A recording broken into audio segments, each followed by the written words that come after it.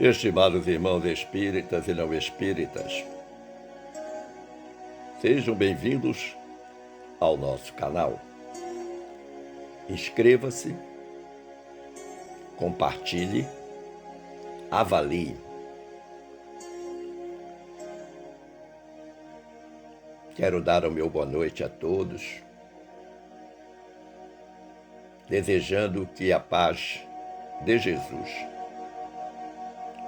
nos envolva num clima de interesse e serenidade, para juntos estudarmos mais uma lição de nossa amada doutrina dos Espíritos. Agradeço o carinho do convite que me foi feito pela direção da Seara Espírita Allan Kardec, em Gravatá, Pernambuco, para conversarmos um pouco sobre o tema indicado: causas atuais das aflições. A esse propósito, manda-lhes dizer a benfeitora Glorinha: a reencarnação é a grande oportunidade para ressarcir dívidas e corrigir imperfeições pretéritas. Contudo, não se pode atribuir todas as aflições existenciais à cobrança do passado espiritual.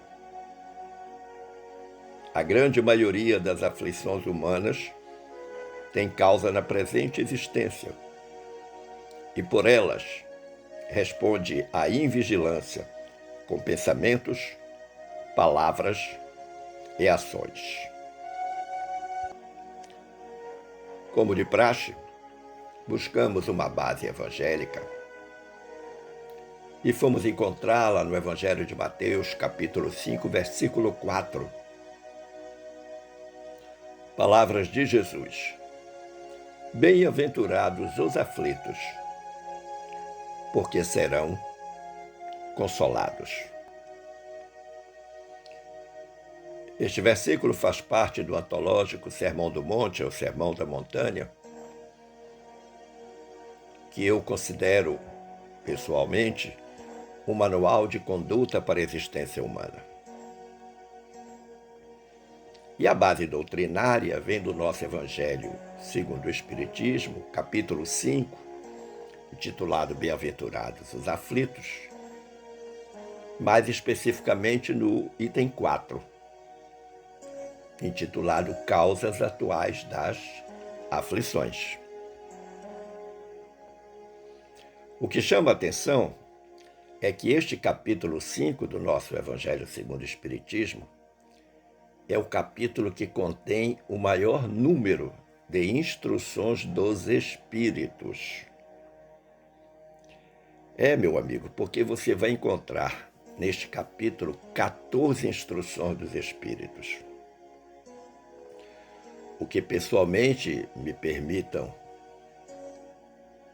assim pensar, revela a importância das consolações ante as aflições do mundo. Mas antes de adentrarmos especificamente no tema, permitam-me que, preliminarmente, nós recordemos o Evangelho de João, capítulo 16, versículo 33, em que Jesus assim falou: eu disse essas coisas para que em mim vocês tenham paz. Neste mundo vocês terão aflições. Contudo, tenham ânimo. Eu venci o mundo. E eu imagino que você, tanto quanto eu, quando leu pela primeira vez este versículo, deve ter se perguntado: o que significa a paz em Jesus? Eu creio que a paz do Cristo não se identifica com a imobilidade.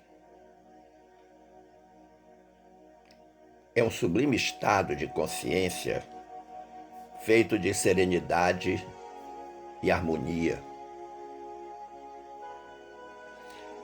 A paz do Cristo é um profundo silêncio interior que não depende das ocorrências do mundo. Agora, é preciso considerar que essa paz somente pode ser desfrutada por quem ama o progresso e trabalha efetivamente no bem. Para entender o significado da paz do Cristo, torna-se necessário refletir sobre o que habitualmente se concebe por paz. Paz não é somente a ausência de guerra ou de qualquer tipo de conflito. Vejamos, por exemplo, que em uma penitenciária, no meio da noite, pode haver descanso e silêncio absolutos. Mas é difícil sustentar que as criaturas que lá se encontram estejam ou sejam pacificadas, estejam em paz. Evidentemente que não. Não obstante, o silêncio e o descanso que se fazem presentes. Mas eu queria chamar a atenção para algo importante.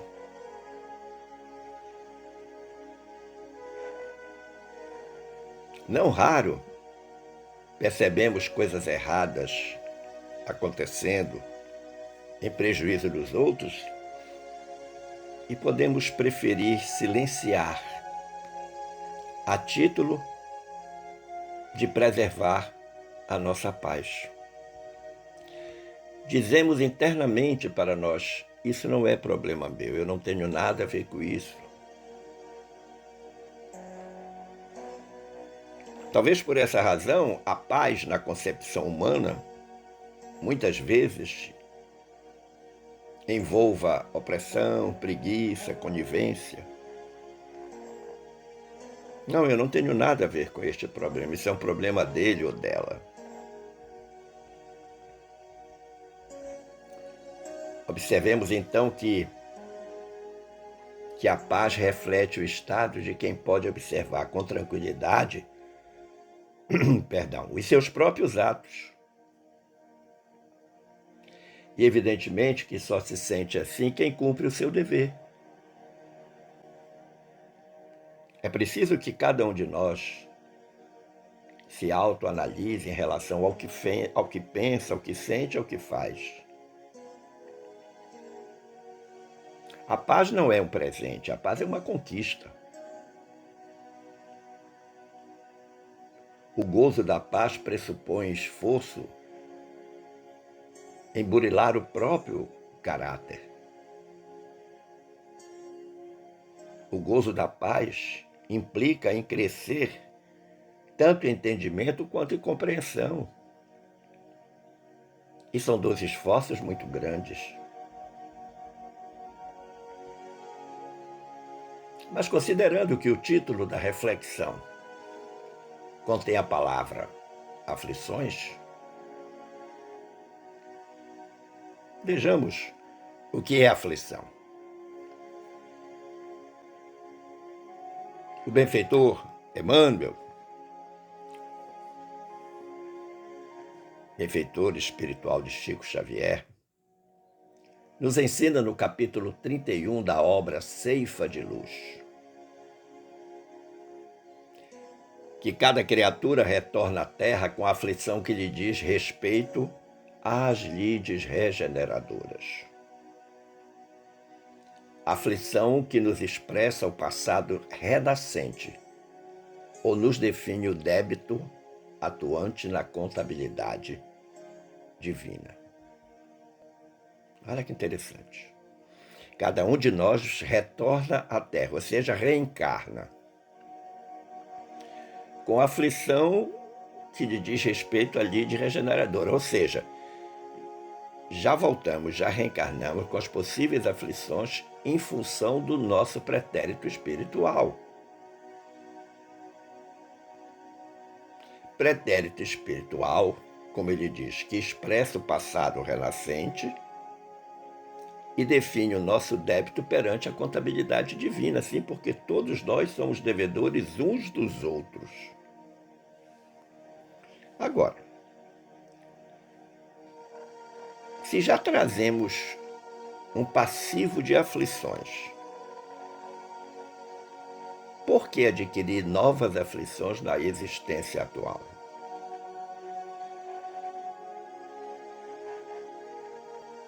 Por que isso acontece? Eu, pessoalmente, creio que seja por causa da nossa invigilância. Invigilância com os sentimentos, invigilância com os pensamentos, com as palavras, vigilância com as nossas atitudes humanas, nossas condutas humanas. Numa outra obra mediúnica de Emmanuel e Chico Xavier, intitulada Aulas da Vida, o benfeitor Emmanuel nos ensina no capítulo 13. O título desse capítulo é Aflições Excedentes. Lá nesse capítulo 13, o Emmanuel diz assim: diariamente batem às portas do além aqueles que abreviaram a cota do tempo que poderiam desfrutar na Terra, adquirindo problemas da desencarnação prematura. É que por toda parte transitam portadores de aflições excedentes, não satisfeitos com as responsabilidades que a existência lhes impõe, amontoam cargas de sofrimentos imaginários. Esse Emmanuel é fantástico.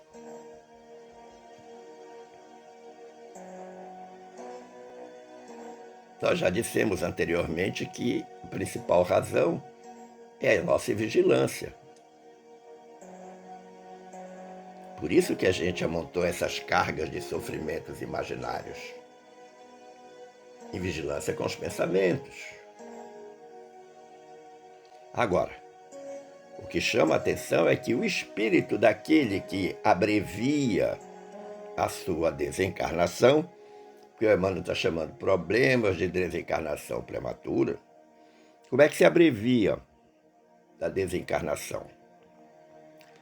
A forma mais radical é a do suicídio. Tirar a vida dando um tiro na cabeça, tomando veneno. Mas existe uma forma de desencarnação prematura, de suicídio, que eu chamo suicídio homeopático. A pessoa se mata um pouquinho todo dia. E responde, por essa modalidade, todos os vícios degradantes da raça humana. Veja, por exemplo, a pessoa alcoólatra. Não consegue passar um dia sequer sem beber. Evidentemente que todo dia ela está acelerando o seu problema de desencarnação prematura. Esse raciocínio vale também para aquele que usa drogas lícitas ou ilícitas. O fumante, por exemplo, não está todo dia acelerando a sua desencarnação prematura via problemas de natureza pulmonar? O glutão, digamos que esses sejam os vícios físicos. E os vícios psíquicos? Que gosta de falar mal dos outros. Aquele especialista em julgamentos aligeirados. pobre sentimento de inveja e está também acelerando a sua desencarnação prematura. Eu creio que é por essa razão que Allan Kardec, no item 4 desse capítulo 5, Bem-aventurados os aflitos, assinala algo extremamente importante. Ele cobra, dizendo: interroguem friamente suas consciências. Todos os que são feridos no coração pelas vicissitudes e decepções da vida, remontem passo a passo à origem dos males que os torturam e verifiquem se, as mais das vezes, não poderão dizer: se eu houvesse feito ou deixado de fazer tal coisa, não estaria em semelhante condição. Vejam, por exemplo, a questão dos viciados que eu falei há pouco. Muitas vezes, quando chega lá na frente em que a saúde já está altamente combalida, debilitada em função do vício, aí pensa exatamente desse jeito que que o Allan Kardec está falando. Se eu houvesse feito ou deixado de fazer tal coisa, eu não estaria em semelhante condição. Nós precisamos ter claro na cabeça, meus amigos, que condutas equivocadas geram consequências desagradáveis. Consequências essas onde sobrevém a dor e o sofrimento.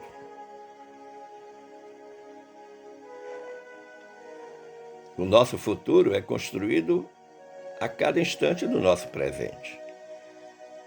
Se construímos bem o presente, não teremos dificuldades e problemas no futuro. Mas se construímos mal, bom, essas dificuldades aparecerão. E Allan Kardec faz uma nova pergunta, uma outra pergunta neste item 4 do capítulo 5. Ele diz: quantos homens caem por sua própria culpa? Quantos são vítimas de sua imprevidência, de seu orgulho e de sua ambição? Olha que perguntazinha difícil de ser respondida. Mas a gente facilmente conclui que estão em nós mesmos as causas atuais das nossas aflições. Nós não podemos colocar a culpa no passado, não podemos colocar a culpa em outras pessoas, não podemos colocar a culpa nas circunstâncias da existência. Botar a culpa no patrão, botar a culpa no subordinado, botar a culpa no governo, botar a culpa nisso ou naquilo, não.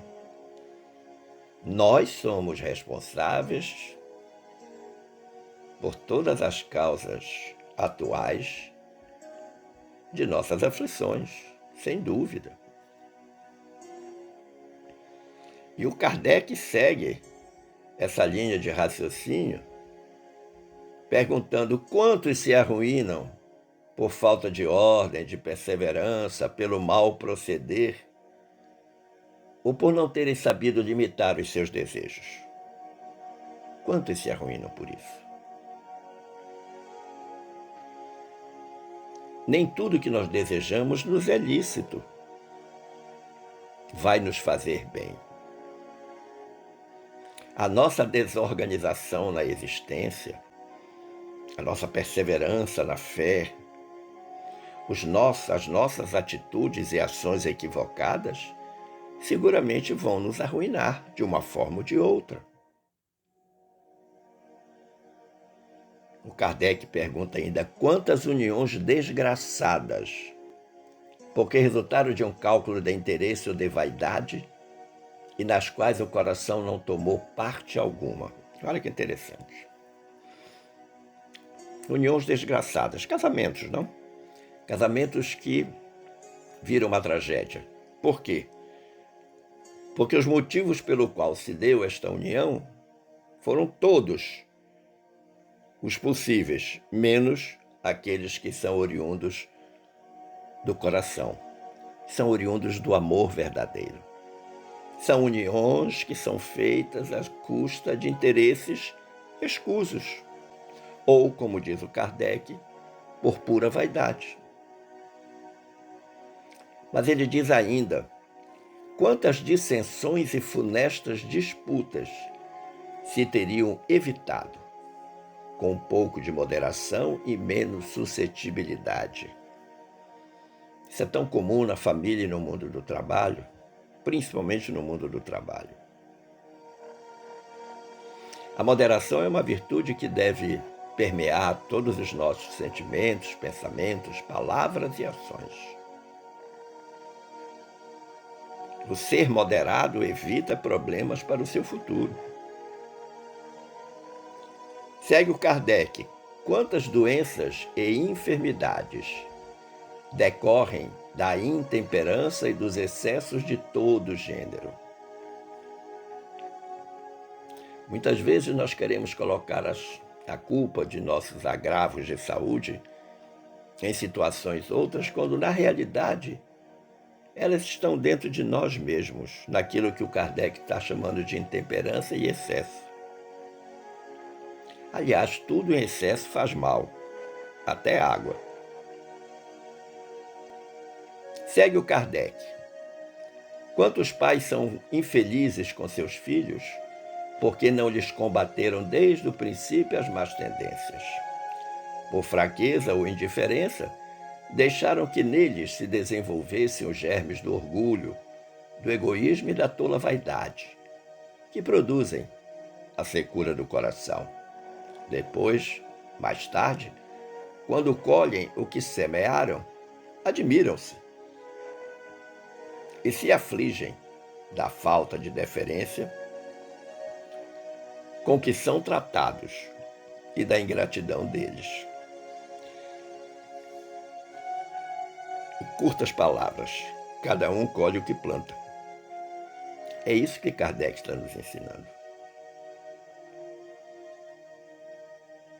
Durante a fase de orientação da criança, do adolescente, muitas vezes os pais se abstêm, ou por serem indiferentes, ou por fraqueza, acham que se coibir uma determinada conduta do filho poderão causar algum mal à criança. E aí vão permitindo que se desenvolva uma série de sentimentos e modos de ação incompatíveis com a dignidade crística de cada ser humano. E mais tarde, quando vêm os frutos dessa semeadura, aí acham que é a ingratidão dos filhos, mas se esquecem que lá atrás, quando eles eram crianças e adolescentes, não fizeram a devida correção. Eu creio que por essas razões que o Kardec apontou, o benfeitor Emmanuel, lá na obra Aulas da Vida, capítulo 13. Aulas da Vida, capítulo 13. O Emmanuel diz assim: felizes, sim, de todos os que carregam seus fardos com diligência e serenidade.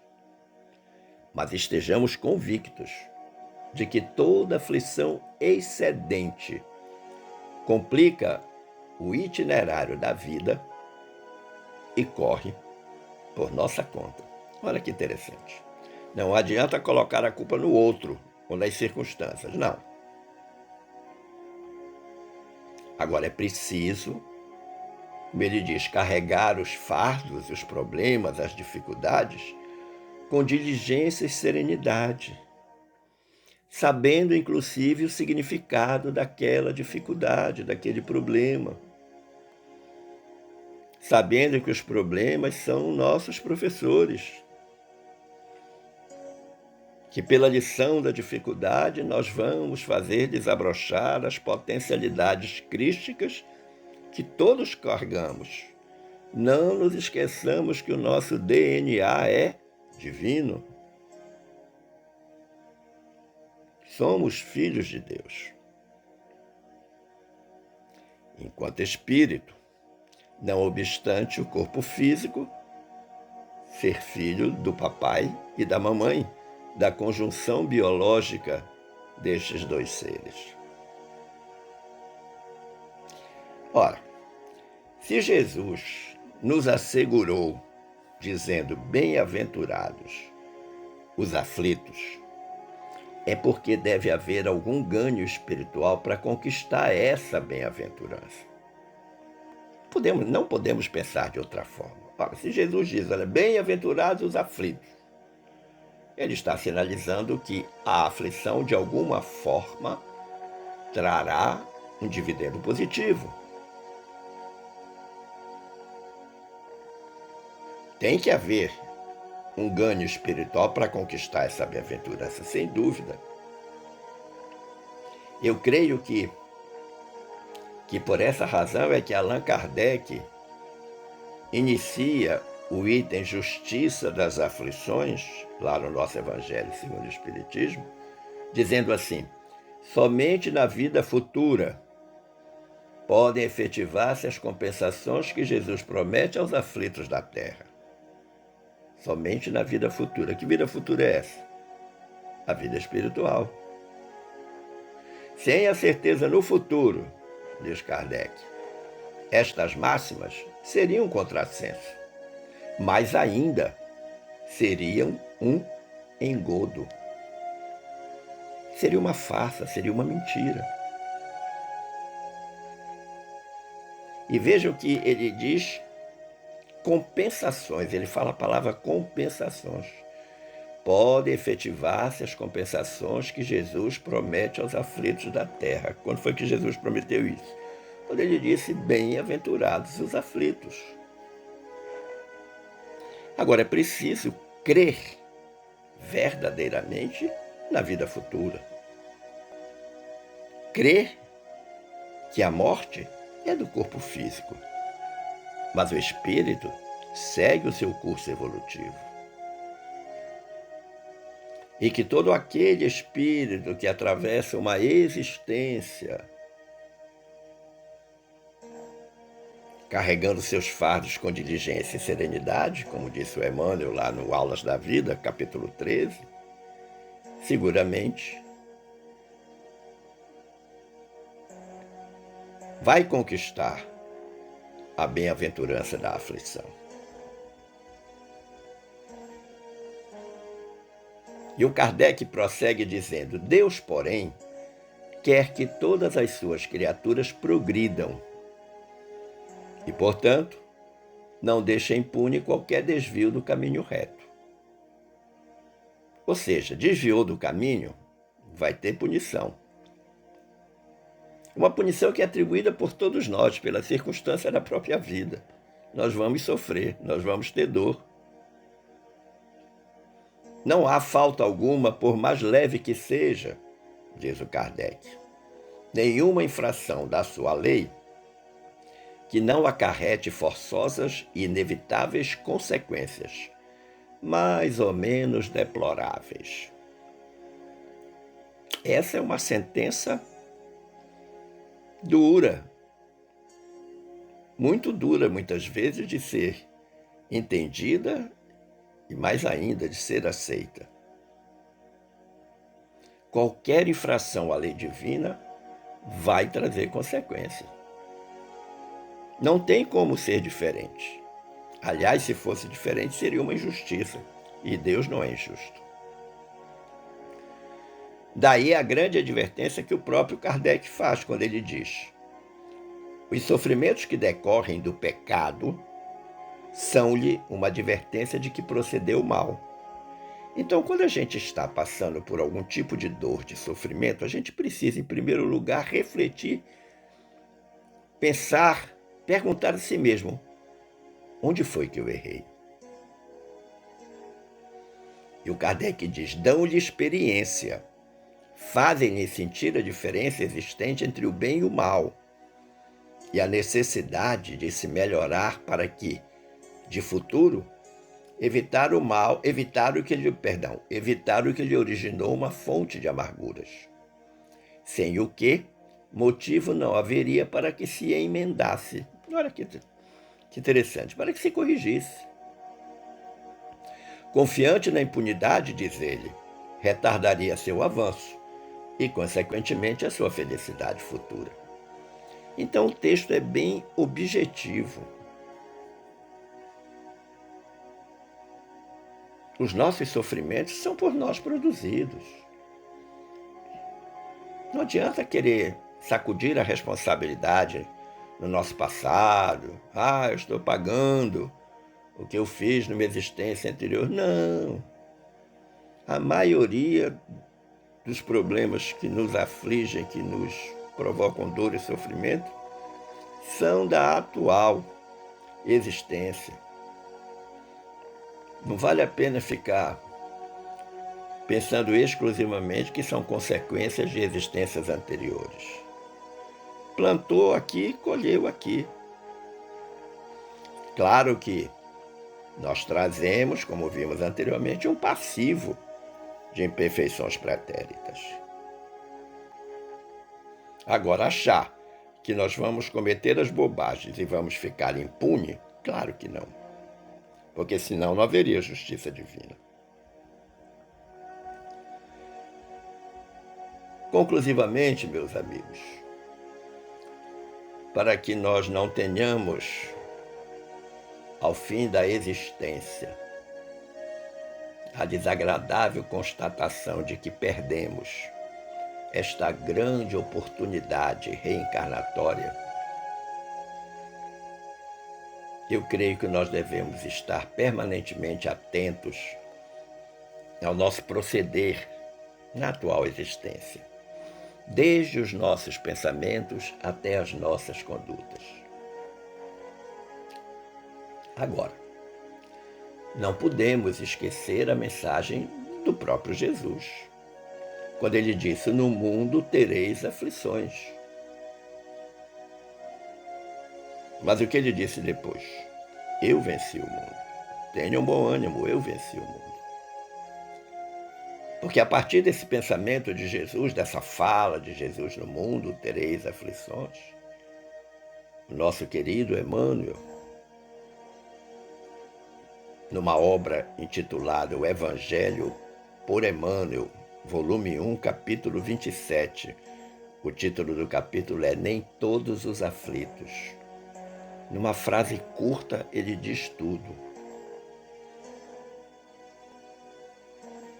do qual eu me favoreço para concluir a nossa reflexão. O Emmanuel diz: a aflição é um desafio que poucos suportam, lição que raros aprendem e tesouro que não se recebe facilmente. Simplesmente maravilhosa esta reflexão do Emmanuel. Nem todos nós suportamos a aflição que nós mesmos mandamos buscar. Nem todos aprendemos a lição com os nossos desvios, com os nossos equívocos, com as nossas quedas. Razão pela qual nós estamos repetidamente caindo. E não entendemos que a aflição, mesmo aquelas que são produzidas por nós,